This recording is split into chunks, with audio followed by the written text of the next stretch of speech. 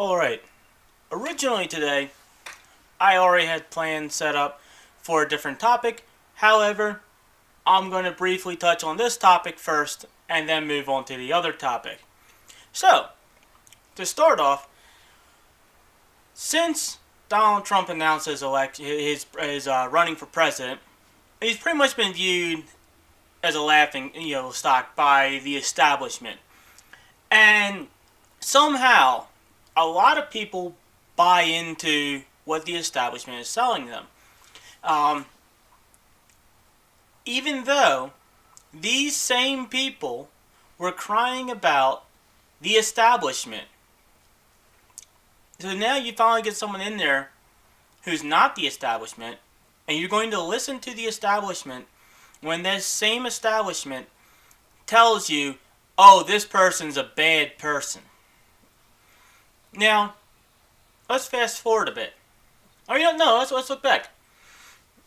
So far, the total number of presidents, at least that I can think of, who have ever actually been in the same room as, and talked to, and shook hands with a North Korean leader has been one.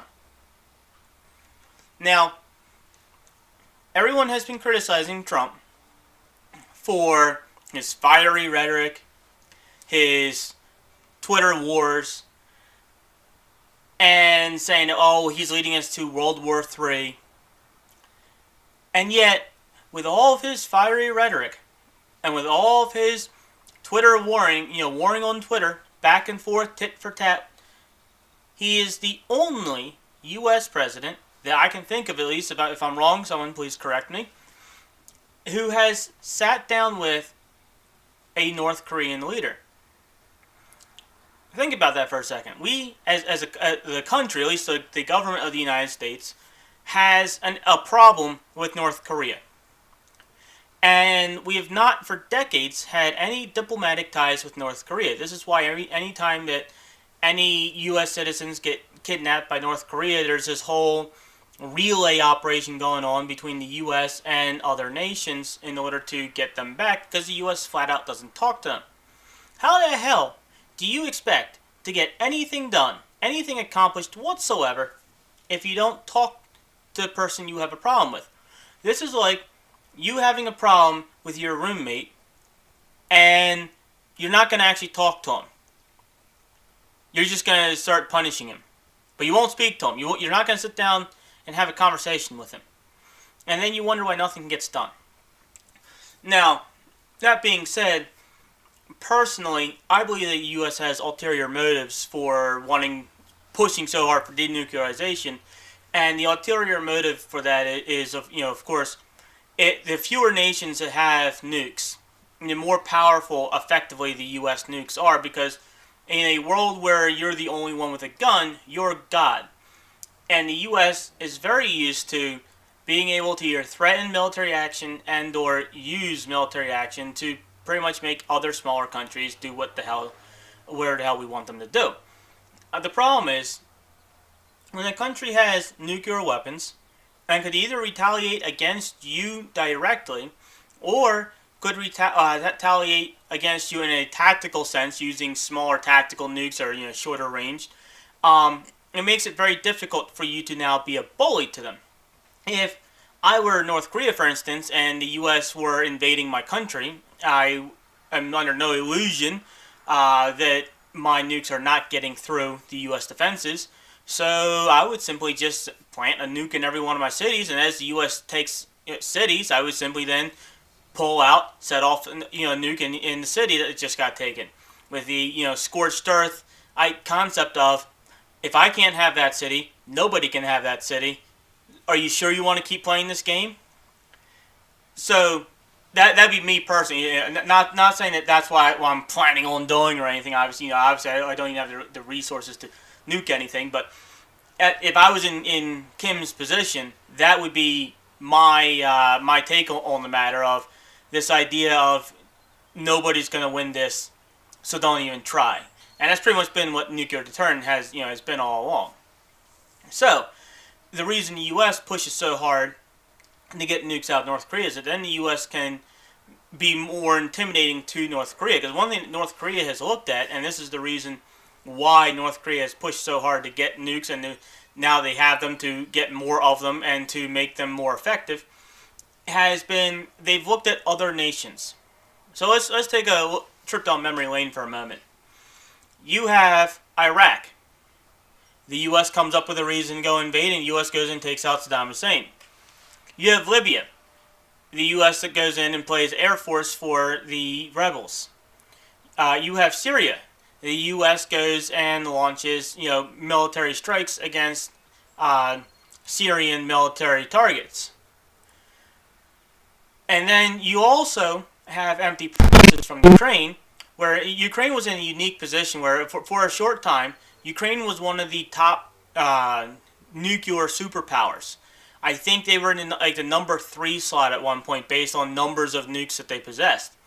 Because when the Soviet Union collapsed, Ukraine inherited all these nukes, and the U.S. didn't really like this idea of a small country having all these nukes. So what we did was we got into a deal with Russia. We sat everyone down at the table and we said, okay, Ukraine, you give your nukes back to Russia, and we promise that we will protect you militarily if anyone threatens your borders and your territory. So you don't even really need a good military because you have us, and we're going to protect you. And then Ukraine looks at Russia, and Russia goes, you know what? If you give us our nukes back, we promise not to attack you. And Ukraine, sat down and they thought to themselves, well, wow. We have the superpower to our north promising to be our best friend if we give them our nukes back to them. And we have the superpower across the ocean who pretty much brought down the first superpower we're looking at here. And they're promising us their personal protection. What we need to waste money, maintaining a nuclear arsenal for, if, because who the hell is going to be stupid enough to attack us? Because if you attack us, you're going to either have Russia or America, or probably both, attack them back. Little did they realize what was going to happen was that the Russia was going to invade them, and then the U.S. was going to go, we're not really going to do anything about that. It's not really a good time right now. So, back to North Korea, how does this impact them? Well, this shows North Korea, you can't really trust U.S. promises. Because even to people who we pretend to be friends to, if it's not convenient for us, we're going to completely ignore them. We're going to ignore their pleas for help. And so if that's what we do to our friends, what can our enemies, or at least those that we're not friendly with, who we barely will speak to, what are we going to do when they need us? So it makes sense that North Korea would not want to rely on anyone for their protection. It also makes sense that they would want to have nuclear weapons. It also makes sense that any superpower out there would want to ensure that only that superpower has them. Now I'm going to do a little reality check here. Because a lot of people, believe the propaganda of, whoa, we got to make sure North Korea can't develop their nuclear weapons program, because if North Korea develops their nuclear weapons program, they're going to attack us. And you get all this fear-mongering of, they just now developed a missile that can hit any part of the United States.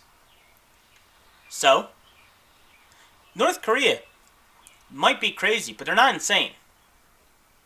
They're not going to just simply be like, you know what, it's Wednesday, let's nuke the U.S. I know they threaten to nuke the planet on a daily basis, but even North Korea is not going to nuke anyone for no reason whatsoever. North Korea pretty much wants nukes so they can do the exact same with nukes that everybody else with nukes does with nukes, which is threaten other people, either who don't have nukes or who do have nukes.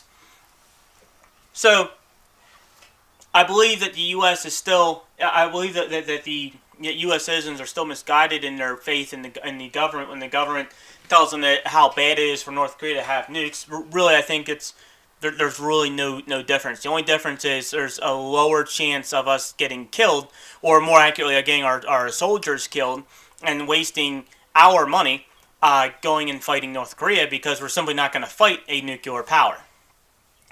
But on the flip side, I think it's a good thing that we are actually sitting down at the table and talking, physically talking. Put those world leaders together and talk. That is a much better plan than the other plan, which is simply, well, okay, let's go get our young people killed and their young people killed and destroy a whole bunch of equipment and waste a bunch of money. As far as the Twitter war goes, I'm all for it. I think every world leader needs to do that. Just Twitter war. You know how many how many more people would die with Twitter wars than with real wars? 0. You'd have negative kills. Because instead of all those people that would have been dying, no one's dying. Everyone's simply just, oh, there they go again. It's a much, much better plan. And I hope this trend of us doing Twitter war instead of real war continues. Now, even so, one of the things I've noticed, and my main source for listening to this so far has been NPR. See, unlike some people, I don't like living in an echo chamber. And it's really easy to live in an echo chamber today, where you just listen to your side all the time, and then before you know it, you're not critically thinking about your position, which actually, even if your position is right, makes it harder for you to defend it beyond nuh-uh. So, listening to NPR today while I'm at work, and one of the things I've noticed that a lot of people were criticizing this whole meeting for was that there weren't a whole lot of details that they worked out with each other. They came to some agreements, but there weren't any like details about it. And I'm thinking, these two idiots sat down and talked for less than a day, and you idiots expect them in less than a day to have a detailed plan to deal with a problem that's been going on for decades. And there's a good chunk of the population that was not alive at the time when the Korean War was going on. So there's a lot of us, myself included, at least myself in this body included, who are literally born past the point at which we were actually at war with North Korea, and pretty much all we look at is, the rhetoric going back and forth. So, I would really question how anyone would expect anyone to come up with a detailed fix for a problem that's been going on for decades. Nobody is saying that this is supposed to be the be-all and end-all deal to end all deals. No. What this is simply a, hi, I'm Donald Trump. Hi, I'm Kim. Nice to meet you finally. Nice to finally sit down and see who I've been arguing with all this time. That's pretty much all this was supposed to be, and it's really all that it was. And the fact that you managed to get two men who've been in a Twitter war sit down with each other and eat lunch or eat dinner. I'm not sure if it was lunch or dinner they had. Maybe me and both. Without throwing fists at each other, I'm going to call that a win. And anyone who wants to say otherwise, I'm going to say you're really kind of delusional. If you think and it's most likely hypocritical, because if this was Obama, right? These same people who are crying about the lack of details are the same people who would have been crying, who would have been praising how great Obama was, because see how he went and he shook his hand and they sat down, they talked, and they even came up with this plan. Now, to be fair, many of the people today who are criticizing, who are supporting Trump in this, are also the same people if it had been Obama would have all been criticizing him because Obama. So you have this this dynamic where you have people on the left and right who have been very polarized from each other, to the point that if it's their side that says something, it's automatically good no matter what it is. Which is why it's somewhat entertaining when you watch the clips that people go and find in the archives. For instance, on gay rights, and you have all these clips of various, like Hillary and Obama and other people who are all opposed to gay marriage, and these clips always come out when you have one of these idiots come out, being a politician saying, and I was always for, standing there for gay rights, and someone pulls up the little clip, goes, well, what about here back in, '92 when you're standing there going, I don't think there's ever going to be legalized gay marriage, and I really don't think that's what we as a country need to have.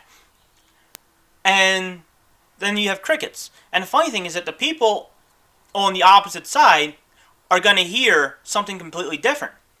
And they're going to stand there and rationalize it. Say, for instance, if they're on the left and they're pro-gay right, and they've always been pro-gay right, and now they have their idol politician, say Hillary, shown to not actually have been always for gay rights, and to actually instead be a politician who just simply changes their view based on what day of the week it is. And they're going to rationalize it with, well, you see, she had to take that stance at that time in order to get ahead, in order to get in a position of where she could get, accomplish what she wanted to get accomplished, for gay rights. So she couldn't. So you're saying that she's lying in order to get one over on everybody. I mean, that is pretty much what it is. Either you're simply just flip-flop as need be per what the current popular thing is, or you're actually actively lying. It's just like the people who want to take all of our guns away, who pretend that that's not what they're interested in. Oh, they just want sensible gun control, and then they actually come out and be like, oh yeah, actually no, I want to ban everything. And even when they do propose the laws, and they're still pretending, this is just sensible gun control, and you're like, you just banned virtually every gun out there. No, I didn't, man. You can still have a revolver. Yeah, okay. You're lying again. So, back to, bringing this back on the topic, because I know I'm getting on bunny trails, and I can be on bunny trails all day. Personally, I think it's good. In conclusion, I think it's good that Trump and Kim sat down. I think a lot of the criticism that Trump is getting for this, in the area of not there being all these extra details and stuff, I think a lot of it's misplaced. I don't think we should hold our breath that this means everything's going to be good between us and North Korea now. But I believe that we should look at this as a positive first step, and at least be positive about this. Be hopeful. There is some hope that maybe this might finally get resolved. So you don't need to be like, oh, this was the greatest meeting to end all meetings. It wasn't. But at the same time, you don't be criticizing it because it wasn't the meeting to end all meetings, because you can't really expect to have the meeting to end all meetings in a meeting that takes place for like one day after decades.